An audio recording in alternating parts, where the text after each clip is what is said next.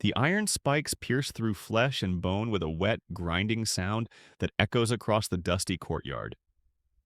But this isn't some distant historical account from ancient Rome. This is 847 CE in the heart of the Abbasid Caliphate, and the man writhing against the wooden beams isn't a criminal or a political prisoner. He's a slave whose only crime was trying to escape the nightmare his life had become. The crowd gathers not in horror, but in casual indifference. Children play at their mother's feet while merchants continue hawking their wares. This public torture isn't an aberration. It's Tuesday afternoon entertainment in a system so brutal, so systematically dehumanizing, that crucifying runaway slaves had become as routine as morning prayers. What you're about to discover will fundamentally change how you understand medieval Islamic civilization. We're not talking about isolated incidents of cruelty or the actions of a few mad rulers. We're diving into a 1,000-year system of human bondage so vast, so methodically organized, that it makes other historical atrocities look like amateur hour. I've spent months digging through Arabic manuscripts, court records, and legal texts that most historians won't touch. What I've uncovered is a story deliberately buried beneath centuries of sanitized narratives and political correctness. The crucifixion you just witnessed wasn't unusual. It was standard legal procedure outlined in Islamic jurisprudence texts, documented in court records, and practiced across an empire that stretched from Spain to Central Asia. But crucifixion was just one tool in an arsenal of punishments, specifically designed for slaves who dared to seek freedom. What happened to those who were caught trying to escape reveals the true nature of a system that lasted longer than the Roman Empire and enslaved more human beings than any other civilization in history. Before we dive into this historical nightmare, I need you to understand something crucial. Everything I'm about to tell you is documented in primary sources: Islamic legal texts, court records, slave market inventories, punishment manuals written by the very people who created and maintained this system. This isn't anti-Islamic propaganda or modern bias. These are their own words, their own laws, their own proud records of what they considered divine justice. The evidence is overwhelming, undeniable, and absolutely horrifying. Here's what most people don't realize about Islamic slavery. When we learn about historical bondage, we typically hear about the Atlantic slave trade, 400 years of European-driven human trafficking that enslaved roughly 12 million Africans. That's the slavery most of us know about, the slavery with museums and memorials and historical recognition. But Islamic slavery lasted 1,400 years. Not 400. 1,400. From the 7th century to the 20th century, this system operated continuously, evolving and adapting, but never stopping. The numbers alone should stagger you. Conservative estimates suggest 17 million Africans were enslaved by Islamic states over this period. But that's just Africans. Add Europeans captured in raids, Slavs taken in conquest, Indians seized in invasions, and the total climbs beyond comprehension. The crucified slave in our opening scene represents just one victim in an ocean of suffering that spanned continents and centuries. His name was Ibrahim, and his story survives in the legal records of a Baghdad court from 847 CE. He was a Nubian, captured as a child during raids into Christian kingdoms south of Egypt. Sold in the slave markets of Cairo, transported to Iraq, and assigned to work in the date palm groves outside Baghdad.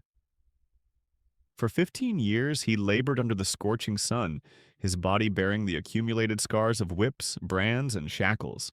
Then one night, driven beyond endurance, he ran. The manhunt that followed reveals the sophisticated infrastructure of Islamic slave control. Professional slave catchers, government-funded tracking units, legal bounty systems, and community-wide surveillance networks all mobilized to drag one desperate man back to bondage. When they found Ibrahim 3 days later hiding in a marsh 20 miles from Baghdad, his punishment was never in doubt. Islamic law was crystal clear about the fate of escaped slaves. The legal text that sealed Ibrahim's doom still exists in the manuscript collections of major libraries. Written by Ahmad ibn Hanbal, one of Islam's most revered legal scholars, it outlines the punishments for various slave infractions with bureaucratic precision. Minor disobedience merited whipping. Theft warranted hand amputation. But escape, the ultimate rejection of a slave's status, demanded the ultimate response. Crucifixion wasn't just execution. It was a calculated display of state power designed to terrorize every other slave in the empire. The process began at dawn with ritual preparations that mixed religious ceremony with sadistic theater. Ibrahim was stripped and marched through Baghdad's streets while a town crier announced his crime to gathering crowds. The route deliberately passed the slave quarters where his former companions were forced to watch. The message was unmistakable. This could be you. The wooden cross waited in the main square, constructed according to specifications found in Islamic legal manuals. The vertical beam stood 12 feet high. The horizontal crosspiece measured 8 feet across. Both were fitted with iron spikes designed to penetrate flesh without immediately causing death. The crowd that assembled wasn't there by accident. Crucifixions were scheduled public events, announced in advance like market days or religious festivals. Attendance wasn't just permitted but encouraged as a form of religious education. Parents brought children to witness divine justice in action. Merchants set up stalls to serve the spectators. Religious scholars provided commentary on the theological significance of the punishment. The systematic nature of this cruelty reveals something profound about Islamic slave society. This wasn't random violence or individual sadism.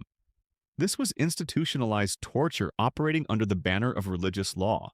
But Ibrahim's crucifixion was just the beginning of our story, not the end. Because understanding Islamic slavery requires more than witnessing individual atrocities. It demands recognizing the massive, sophisticated system that made such horrors not just possible, but routine. We're talking about an empire-spanning network of slave markets, training facilities, punishment centers, and legal frameworks that processed human beings like any other commodity. The scale was staggering. The efficiency was terrifying. The duration was unprecedented. The Abbasid Caliphate alone, just one Islamic empire among many, maintained detailed records of its slave operations. Market inventories listing thousands of human beings by age, origin, and skill level. Transportation logs tracking slave caravans across vast distances. Punishment registers documenting the fates of those who resisted. Medical manuals describing the care and breeding of human property. Tax records calculating revenue from slave sales. The bureaucracy of bondage was as organized as any modern corporation and far more ruthless. What emerges from these documents is a picture of systematic dehumanization that operated on multiple levels simultaneously. Physical control through chains, whips, and branded flesh. Psychological control through terror, isolation, and religious indoctrination. Economic control through complete dependence on masters for food, shelter, and survival. Legal control through laws that defined slaves as property rather than people. Cultural control through the deliberate destruction of slaves' original identities, languages, and beliefs. The genius of Islamic slavery lay not in its brutality, though that was extreme, but in its sustainability. This system didn't burn through human lives quickly like some historical precedents. Instead, it created a self-perpetuating cycle of capture, transport, sale, exploitation, and replacement that could operate indefinitely. Slave raids fed slave markets. Slave markets funded slave armies. Slave armies enabled more slave raids. The cycle was economically profitable, militarily advantageous, and religiously justified. Religious justification deserves special attention because it distinguishes Islamic slavery from other historical systems.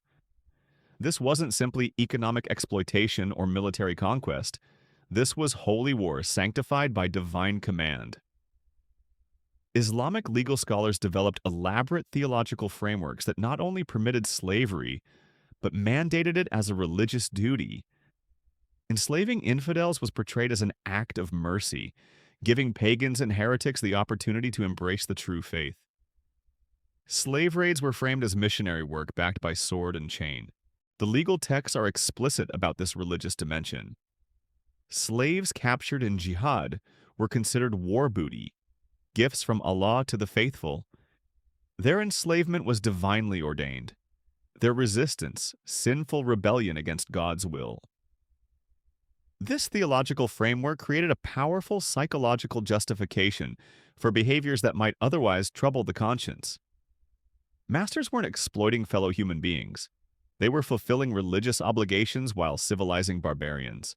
This brings us to a crucial question that will guide everything that follows. How did a system this vast, this brutal, this comprehensive, operate for 14 centuries without significant internal opposition?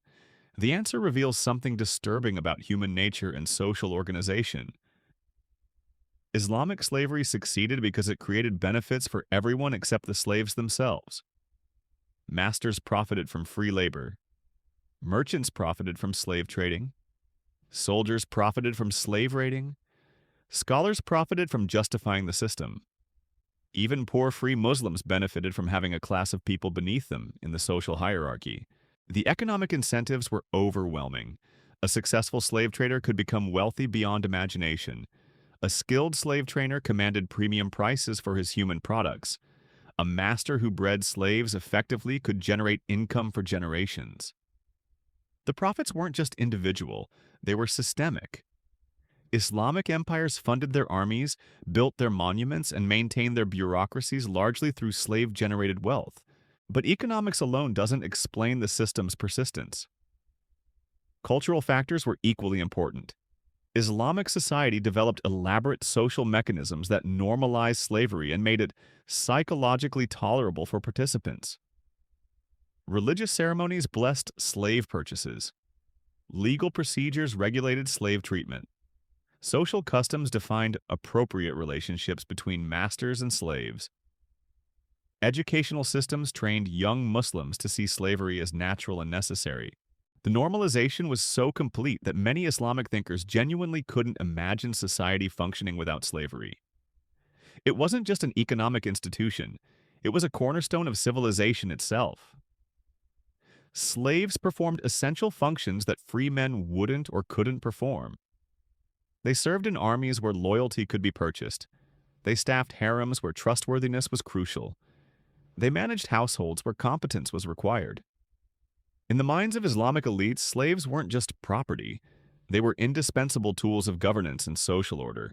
This psychological framework helps explain why resistance was so brutally suppressed.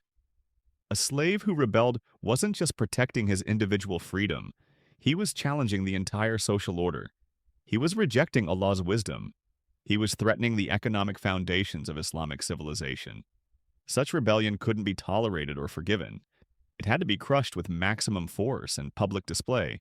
Ibrahim's crucifixion was just one example of this systematic suppression.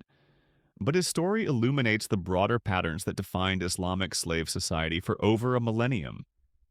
The capture techniques that brought him to market, the transportation networks that moved him across continents, the legal frameworks that defined his status, the economic systems that determined his value, the punishment mechanisms that controlled his behavior, the theological justifications that legitimized his suffering.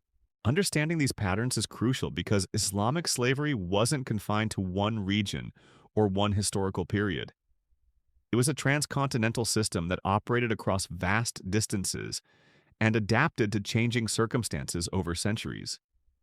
The same basic structures that crucified Ibrahim in 9th century Baghdad were still functioning in 20th century Arabia. The same religious justifications that legitimized his enslavement were still being taught in Islamic schools when humans first walked on the moon. The persistence of this system across such vast timescales reveals something that modern audiences find almost impossible to comprehend.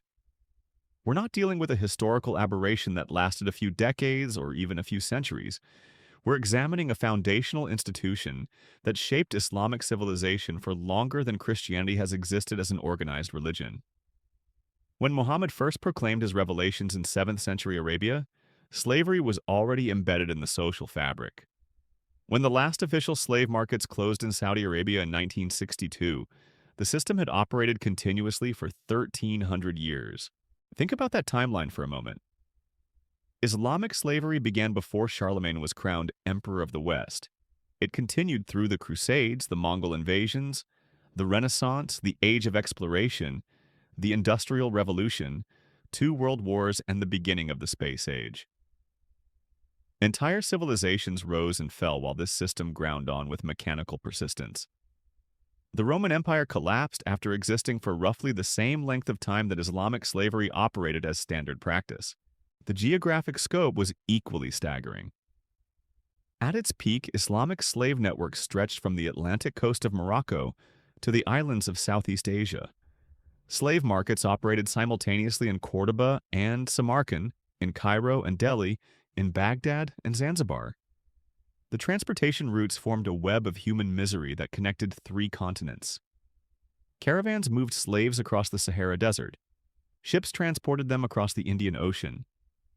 Overland routes carried them through Central Asian steppes and European river valleys. Each route had its own characteristics, its own mortality rates, its own specialized markets. The trans-Saharan routes were death marches where 50 to 70% of slaves died during transport. The Red Sea routes were marginally safer but still claimed enormous numbers of lives. The overland European routes through the Balkans funneled Slavic populations southward in such numbers that the word slave itself derives from Slav. The Indian Ocean routes connected East African populations to markets as far away as Indonesia and southern China. The administrative sophistication required to coordinate these networks reveals an organizational capacity that rivals modern, multinational corporations. Islamic empires maintained detailed bureaucracies dedicated to slave management. They developed standardized procedures for slave evaluation, transportation, and sale. They created legal frameworks that governed every aspect of slave ownership and transfer. They established quality control measures that ensured slaves met market specifications. They implemented taxation systems that generated enormous revenues from human trafficking. The documentation that survives from these operations reads like corporate manuals for human resource management, except the resources were people and the management involved whips and chains. Slave traders maintained detailed inventories that listed each person's age, health status, skills, and origin. Transportation companies calculated optimal cargo loads that balanced profit margins against mortality rates. Market operators published price lists that fluctuated based on supply and demand like any other commodity exchange. One particularly chilling document from a Damascus slave market in 1157 CE provides a glimpse into the systematic nature of these operations. The market ledger lists 347 slaves sold during a single month, complete with individual descriptions, sale prices, and buyer information. Young males from Nubia averaged 32 dinars each. Slavic females commanded 40 to 50 dinars depending on age and appearance. Skilled craftsmen from captured European cities could fetch over 100 dinars. Children under 10 were priced by weight like livestock. The ledger also reveals the international scope of the trade. Buyers included merchants from Egypt, Spain, India, and Central Asia. Some purchased single slaves for personal use. Others bought dozens for resale in distant markets. A few acquired hundreds for large-scale operations like plantation agriculture or military service. The market functioned as a hub in a vast commercial network where human beings were just another form of merchandise moving along established trade routes. But the most disturbing aspect of these records isn't their commercial nature. It's their casual tone. The scribes who maintained these ledgers wrote about buying and selling people with the same detached professionalism they used for recording grain sales or textile transactions. There's no moral commentary, no recognition that anything unusual or problematic was occurring. Slavery was so normalized in Islamic society that documenting human sales required no more ethical consideration than documenting any other business transaction. This normalization extended far beyond the commercial sphere into every aspect of Islamic civilization. Religious scholars incorporated slavery into theological discussions as naturally as they addressed prayer schedules or dietary restrictions. Legal experts developed elaborate jurisprudential frameworks that regulated slave ownership with the same attention to detail they devoted to property law or commercial contracts. Military commanders planned campaigns around slave acquisition as routinely as they considered territorial conquest or resource extraction. The educational system played a crucial role in perpetuating this normalization. Young Muslims learned about slavery from childhood as an accepted feature of their world. Religious instruction included lessons on the proper treatment of slaves, alongside teachings about charity and pilgrimage. Legal education covered slave law as a standard component of jurisprudential training. Historical texts celebrated military leaders who captured large numbers of slaves as heroes of the faith. Perhaps most importantly, Islamic society developed elaborate cultural mechanisms that made slavery psychologically tolerable for participants. Religious ceremonies blessed slave purchases and sanctified master-slave relationships. Social customs defined appropriate interactions between free and enslaved populations. Literary traditions romanticized certain types of slavery, particularly the palace slavery that elevated some individuals to positions of power and influence. The palace slavery phenomenon deserves special attention because it created a small but visible class of successful slaves who served as propaganda for the system's supposed benevolence. Elite slaves who rose to become generals, administrators, or royal concubines were held up as examples of Islam's merciful treatment of the enslaved. These exceptional cases were used to deflect criticism and justify the enslavement of millions who would never experience such elevation.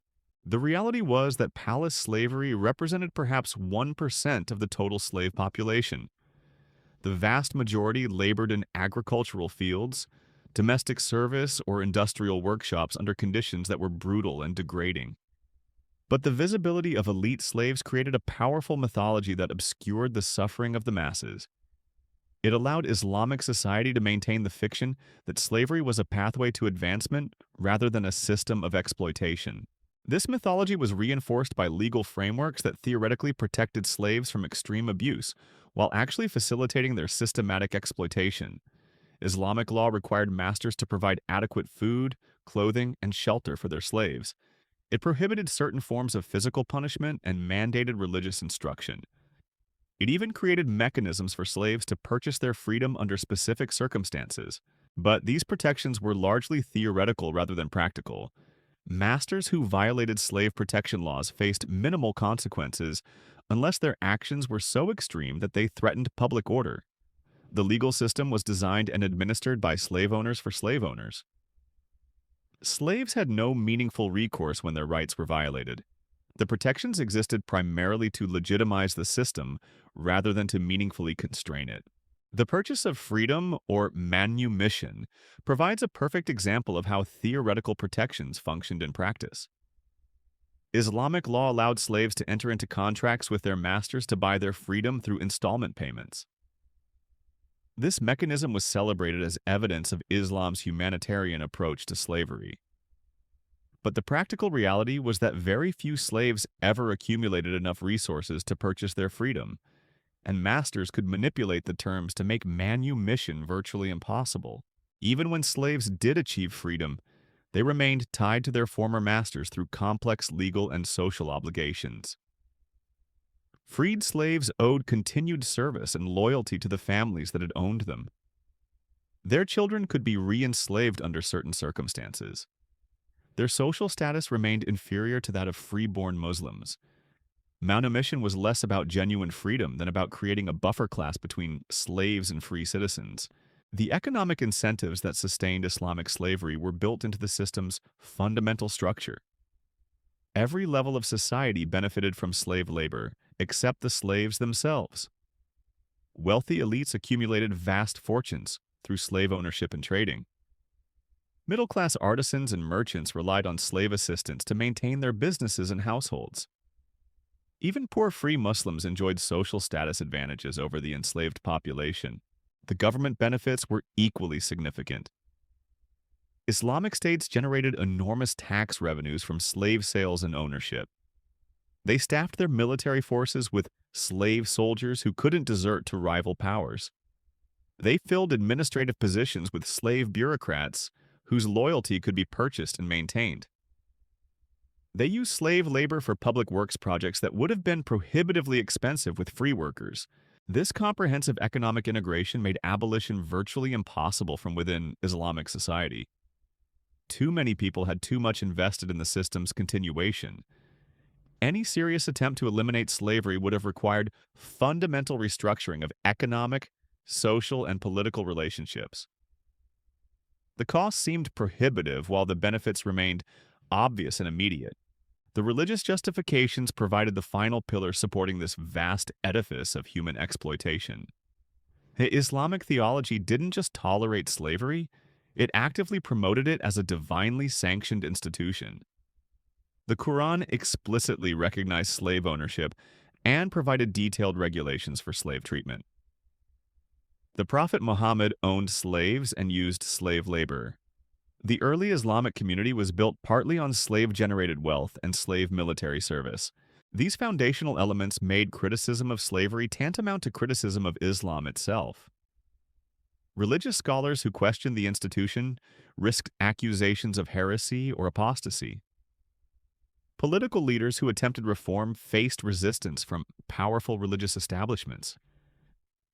The theological framework created an ideological fortress that protected slavery from internal challenge while providing moral justification for its expansion. The combination of economic incentives, social normalization, legal protection, and religious sanctification created a system of extraordinary stability and persistence. Islamic slavery wasn't just an economic institution or a social custom. It was a comprehensive worldview that shaped how Islamic civilization understood human relationships, social organization, and divine will. Changing the system would have required changing the fundamental assumptions upon which Islamic society was built. Understanding this comprehensive integration helps explain why Islamic slavery lasted so much longer than other historical systems of bondage. It wasn't maintained solely through force, though force was certainly used extensively. It was sustained through a complex web of interests, beliefs, and institutions that made slavery seem natural, necessary, and divinely ordained to the vast majority of participants. Human rights. Slavery wasn't an aberration in Islamic civilization. It was one of the system's defining characteristics, as central to Islamic society as agriculture was to medieval Europe or manufacturing was to industrial Britain. The slave markets weren't hidden embarrassments. They were proud institutions that generated wealth, power, and religious merit for the faithful. The transportation networks weren't criminal enterprises. They were legitimate businesses that connected continents and cultures through the systematic movement of human cargo. This reality creates profound challenges for modern understanding. We want to believe that such comprehensive evil was impossible, that human conscience would have rebelled against such systematic cruelty. But the historical record suggests otherwise. Islamic slavery succeeded precisely because it wasn't perceived as evil by the vast majority of participants. It was seen as natural, beneficial, and religiously mandated by people who considered themselves civilized, moral, and devout. The slaves themselves knew better, of course. Their resistance, when it occurred, was met with punishments like the crucifixion that opened our story. But their voices were systematically silenced, their perspectives erased, their humanity denied by the very people who claimed to be following divine will. The result was a historical tragedy of almost incomprehensible scope and duration, one whose full magnitude is only now beginning to be understood and acknowledged. The systematic destruction of resistance movements reveals the true sophistication of Islamic slave control mechanisms. When slaves rebelled, they didn't just face individual punishment. They confronted an entire apparatus designed to crush any hint of organized opposition. The Zanj Rebellion of 869 CE provides the most documented example of what happened when slaves dared to fight back collectively. For 14 years, 500,000 enslaved Africans in southern Iraq waged war against the Abbasid Caliphate. When they finally lost, the retribution was so savage it echoes through historical records like a scream of warning to future generations. The rebellion began in the salt marshes outside Basra, where African slaves worked in conditions that made plantation agriculture look humane by comparison. These weren't field hands picking cotton under overseers' whips. They were human mining equipment, digging salt from poisoned earth that ate through their skin and lungs. The work was so deadly that replacement slaves arrived monthly to fill positions left vacant by death. The Arabic term for these workers translates roughly as the disposable ones, which tells you everything about their expected lifespan. What makes the Zanj rebellion remarkable isn't that it happened, but that it succeeded for so long. The slaves didn't just escape. They conquered territory, established cities, minted coins, and created a functioning state that controlled crucial trade routes. For over a decade, this slave republic challenged the most powerful empire on earth and won battle after battle against professional armies. They captured Basra twice, threatened Baghdad itself, and at their peak controlled an area larger than modern Iraq. The rebellion's success terrified Islamic authorities in ways that individual escape attempts never could. A crucified runaway like Ibrahim sent a message about individual disobedience. But a slave army conquering cities and defeating caliphal forces threatened the entire foundation of Islamic civilization. If slaves could organize, fight, and win, what did that say about their supposed natural inferiority? If enslaved Africans could create functioning governments, what justified their bondage in the first place? The Islamic response was total war disguised as religious obligation. The Caliph declared the suppression of the Zanj rebellion, a holy war equivalent to fighting Byzantine or European enemies. Massive armies were assembled and funded through special religious taxes. Propaganda campaigns portrayed the rebellious slaves as demons and monsters, threatening Islamic civilization itself. Victory against them became a religious duty that would earn divine favor and eternal reward. When the rebellion finally collapsed in 883 CE, the punishment was calculated to ensure no slave would ever again dream of organized resistance. The captured rebels weren't simply executed. They were tortured to death in ways specifically designed to maximize suffering and public impact. Contemporary accounts describe punishment sessions that lasted for days, with victims kept alive through medical intervention, so their agony could be prolonged. The bodies were then displayed along major trade routes as permanent warnings to the slave populations that passed by. But individual executions, however horrific, weren't sufficient to restore Islamic confidence in slave control. The authorities implemented systematic reforms designed to prevent future rebellions through improved surveillance and preemptive suppression. Slave populations were deliberately mixed to prevent linguistic and cultural unity. Work assignments were rotated to disrupt relationship formation. Informant networks were established with rewards for reporting suspicious conversations or gatherings. The legal framework was also enhanced with new categories of slave crimes and punishments. Conspiracy to rebel became a capital offense even without any actual uprising. Teaching slaves to read or write was criminalized unless specifically authorized by masters. Possession of weapons by slaves, even tools that could potentially be used as weapons, carried mandatory death sentences. The law created an atmosphere of total surveillance where any slave behavior could be interpreted as potential rebellion. Religious authorities played a crucial role in this post-rebellion crackdown by developing new theological justifications for enhanced slave control. They argued that the Zanj rebellion proved the inherent wickedness of the enslaved populations and the necessity of strict oversight to prevent them from reverting to barbarism. Harsh treatment wasn't cruelty, but divine mercy, protecting slaves from their own evil nature while safeguarding Islamic society from their destructive impulses. The economic response was equally systematic. Slave-based industries were reorganized to minimize the concentration of large numbers of enslaved workers in single locations.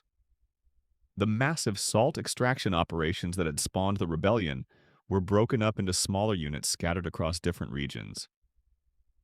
Agricultural plantations were redesigned with better oversight and communication systems. Urban slave populations were subjected to new curfews and movement restrictions. These reforms succeeded in their primary objective. No major slave rebellion ever again threatened Islamic territories on the scale of the Zanj uprising. But this success came at an enormous cost in human suffering as the enhanced control mechanisms made slave life even more brutal and dehumanizing than before. The fear of rebellion created a prison atmosphere where every slave was treated as a potential enemy, requiring constant surveillance and preemptive suppression.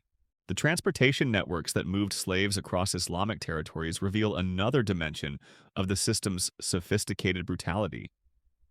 These weren't random raids followed by chaotic forced marches. They were carefully planned commercial operations that moved human cargo with the same efficiency that medieval merchants used for spices or textiles. The death rates were factored into pricing structures. The routes were optimized for speed and security rather than human welfare. The destinations were matched to slave characteristics with mathematical precision. The trans-Saharan routes provide the most documented example of systematic transportation brutality. Caravans carrying slaves across the desert operated on schedules as regular as modern shipping lines. Departure dates were advertised months in advance. Cargo capacities were calculated to maximize profits while maintaining manageable mortality rates. Rest stops were strategically located to provide just enough recovery time to prevent total population collapse while minimizing transportation costs. The human cost of these operations defies modern comprehension. Archaeological evidence along the trans-Saharan routes reveals the bones of hundreds of thousands of people who died during transport. Entire sections of desert are littered with human remains, still wearing iron shackles. Wells that serve the slave caravans are surrounded by mass graves containing the bodies of those too weak to continue the journey. Contemporary accounts from Arab geographers describe the transportation process with a clinical detachment that makes the horror even more chilling. They write about calculating optimal chain lengths to maximize walking efficiency while preventing escape attempts. They discuss feeding schedules designed to maintain just enough strength for travel while minimizing costs. They analyze different shackling techniques for various types of human cargo, treating people like livestock requiring specialized handling procedures. The destination markets were equally systematic in their approach to human merchandise. Major slave trading centers like Cairo, Baghdad, and Cordoba operated permanent facilities that could process thousands of people simultaneously. These weren't temporary markets that appeared occasionally. They were substantial commercial installations with specialized buildings for different categories of slaves, medical facilities for health inspections, training areas for skill development, and storage facilities for inventory management.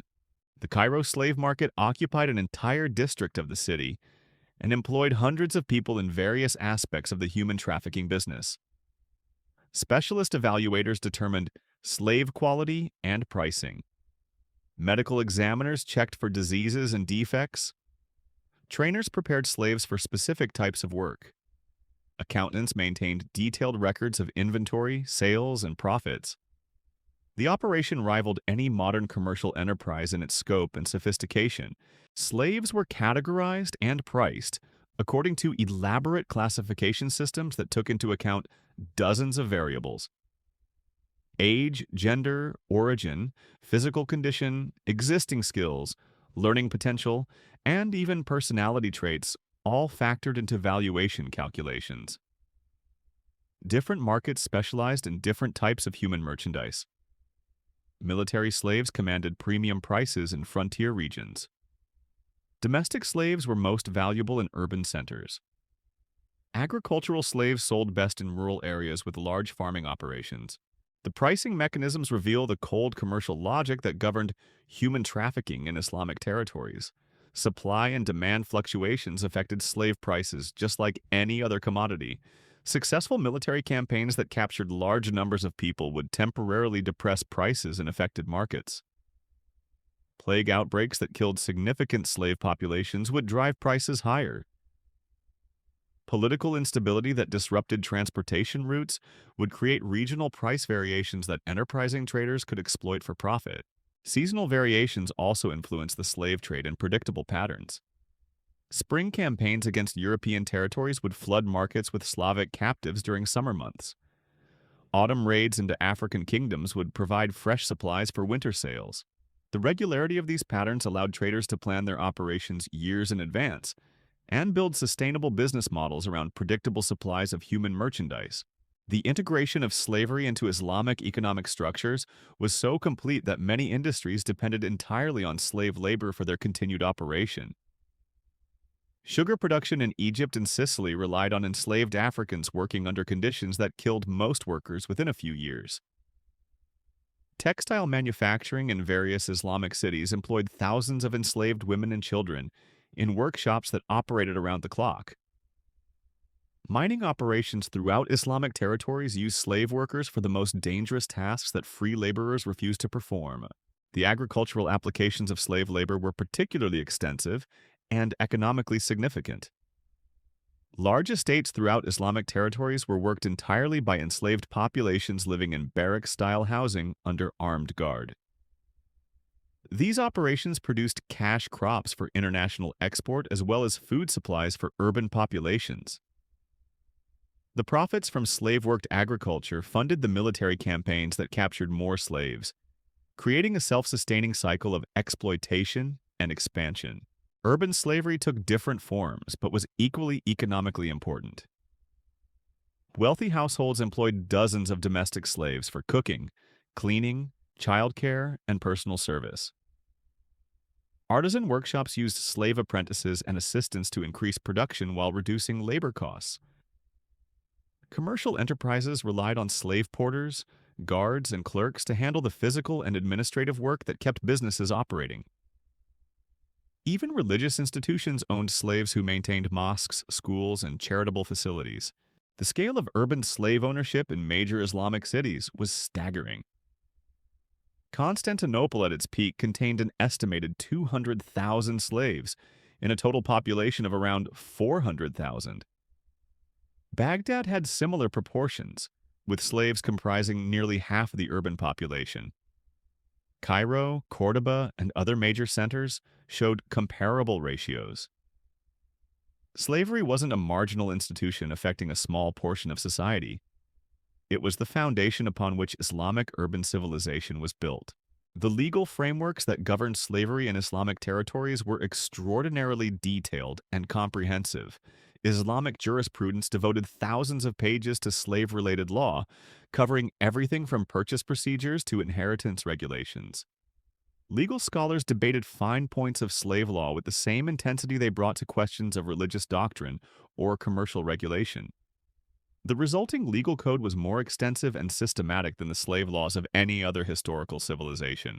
These legal frameworks weren't primarily concerned with protecting slaves from abuse, despite occasional provisions that theoretically limited master authority. The overwhelming focus was on protecting and enhancing the rights of slave owners, while ensuring the smooth operation of slave-based economic systems. The law functioned as an instruction manual for human exploitation, rather than a framework for human protection. The inheritance provisions revealed the legal system's fundamental orientation with particular clarity. Slaves were treated as property that could be bought, sold, gifted, inherited, or used as collateral for loans. Masters could divide slave families among multiple heirs without regard for personal relationships. Children born to slave mothers automatically became the property of their mothers' owners. Even freed slaves remained legally subordinate to their former masters and could be re-enslaved under certain circumstances. The contract law surrounding slave transactions was remarkably sophisticated and covered contingencies that reveal the systematic nature of the trade. Standard purchase agreements included warranties about slave health, skills, and behavior. Return policies allowed buyers to exchange defective merchandise within specified time periods. Insurance provisions protected traders against losses during transportation. Quality control measures established standards for different categories of human merchandise. The taxation systems applied to slave ownership and trading generated enormous revenues for Islamic governments. Slave sales were subject to standard commercial taxes plus special levies that recognized their particular value. Slave ownership carried annual tax obligations based on the number and type of slaves held. Import duties on slave cargoes provided steady income streams for territories that controlled major transportation routes. These taxes were so lucrative that governments actively promoted the slave trade rather than merely tolerating it. Military applications of slave labor created some of the most distinctive features of Islamic civilization. The Mamluk system, which used enslaved warriors as the core of military forces, became the dominant military model throughout much of the Islamic world. These slave soldiers were captured as children, converted to Islam, trained in military arts, and formed into elite units that owed absolute loyalty to their commanders rather than to tribal or regional allegiances. The military effectiveness of slave armies was undeniable. Mamluk forces defeated Mongol invasions, expelled Crusader states from the Middle East, and conquered vast territories in Africa and Asia. Their success stemmed partly from intensive training that began in childhood, and partly from absolute dependence on military service for social status and economic security. Slave soldiers couldn't desert to enemy forces because they had no alternative sources of support or identity. But the military success of slave armies came at an enormous human cost that extended far beyond the battlefield casualties. The training process that created effective slave warriors was essentially a systematic program of psychological destruction and reconstruction. Young captives were deliberately separated from their families, cultures, and languages. They were subjected to intensive religious indoctrination designed to replace their original identities with absolute loyalty to Islam and their commanders. The physical training was equally brutal and designed to eliminate weakness of any kind. Contemporary training manuals describe exercise regimens that would be considered torture by modern standards. Young slave recruits were forced to endure extremes of heat, cold, hunger, and exhaustion that killed significant percentages of trainees. Only those who survived this systematic brutalization were considered suitable for military service. The psychological conditioning that accompanied physical training was perhaps even more destructive to human personality and dignity. Slave recruits were taught that their pre-capture lives had been meaningless and evil. Their families were described as enemies of God who deserved whatever fate had befallen them. Their original cultures were portrayed as barbaric superstitions that had been replaced by the truth of Islam and the honor of military service. This systematic psychological reconstruction created warriors who were fanatically loyal but also profoundly damaged as human beings. They fought with desperate courage because they literally had nothing else to live for. Their original identities had been destroyed and replaced with military personas that could only exist within the context of slave armies. Success in battle was their only path to status, respect, or meaning. The administrative applications of slave labor were equally important to Islamic governmental systems. Enslaved bureaucrats staffed government offices throughout Islamic territories because they could be trusted not to develop independent power bases that might challenge ruling authorities. Unlike free administrators who might have family connections or tribal loyalties that conflicted with state interests, slave officials owed everything to the governments that owned them. The training programs for administrative slaves were as systematic as military training, but focused on intellectual rather than physical development. Promising young captives were selected for educational programs that taught literacy, mathematics, law, and administrative procedures. The most successful graduates could rise to positions of considerable authority within governmental hierarchies, but always as property rather than as free citizens. This system created a paradox that reveals the fundamental contradictions within Islamic slave society. Some of the most powerful administrators in Islamic governments were technically slaves who could be bought, sold, or executed at their master's whim. They might control vast bureaucracies and influence major policy decisions while remaining legal property with no inherent rights or protections. Their authority was entirely derivative and could be withdrawn instantly if they fell from favor. The economic efficiency of using slave labor for governmental administration was undeniable from the perspective of ruling elites. Slave officials worked for minimal compensation since their basic needs were provided by their owners. They couldn't demand higher wages or better working conditions because they had no alternative employment options. They couldn't organize strikes or other forms of collective bargaining because they weren't legally recognized as workers with rights. But this economic efficiency came at enormous costs in human development and social progress. Slave-based administrative systems discouraged innovation and critical thinking, because slave officials knew that challenging existing procedures might be interpreted as disloyalty or rebellion. The intellectual potential of millions of enslaved administrators was channeled into maintaining existing systems rather than developing new solutions to social and economic problems. The cultural impact of slavery on Islamic civilization was profound and lasting. The presence of enormous slave populations from diverse backgrounds created complex social dynamics that shaped art, literature, music, and intellectual development. But these cultural influences were filtered through the fundamental inequality between free and enslaved populations, creating distorted and exploitative relationships that prevented genuine cultural exchange. The artistic traditions that developed around slavery reveal both the creativity of enslaved populations and the systematic exploitation of their talents.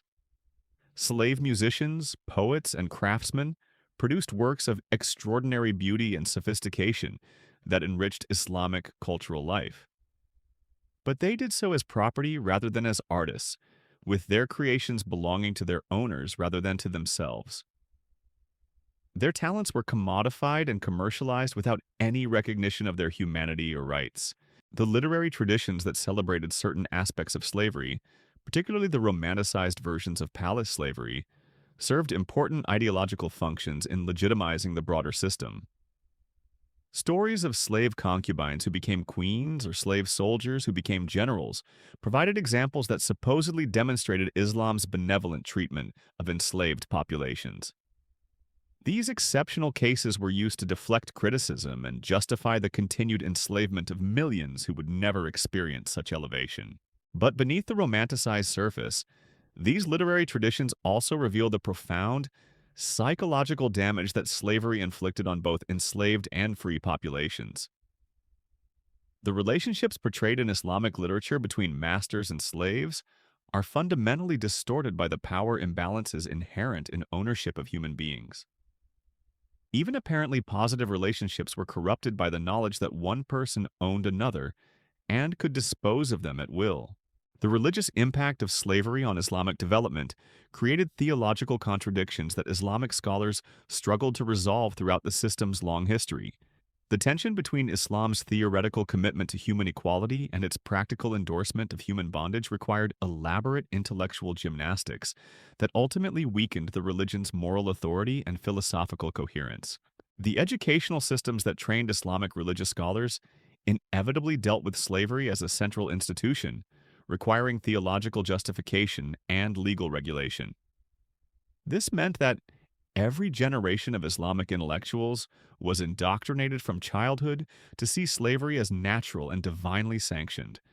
The intellectual potential of Islamic civilization was channeled into justifying exploitation, rather than developing alternatives that might have led to greater human freedom and dignity. The long-term consequences of slavery for Islamic social development were catastrophic in ways that are still not fully understood or acknowledged. The presence of enormous enslaved populations created economic dependencies that discouraged technological innovation and social progress. Why develop labor-saving devices when human labor was readily available and essentially free? Why create educational systems for the masses when most of the population was enslaved and therefore excluded from learning? The social hierarchies created by slavery also prevented the development of more egalitarian political systems that might have led to greater prosperity and stability. Islamic societies became accustomed to extreme inequality as a normal feature of social organization. The idea that political systems should serve all members of society rather than just free elites was fundamentally incompatible with slave-based social structures. The psychological damage inflicted by centuries of normalized slavery created cultural patterns that persist long after the formal abolition of the institution. Islamic societies developed deeply ingrained assumptions about human hierarchy, social mobility, and the relationship between power and morality that shaped their responses to modernization and global integration. The habit of seeing vast populations as disposable resources rather than as human beings with inherent dignity created governance patterns that prioritized elite interests over mass welfare.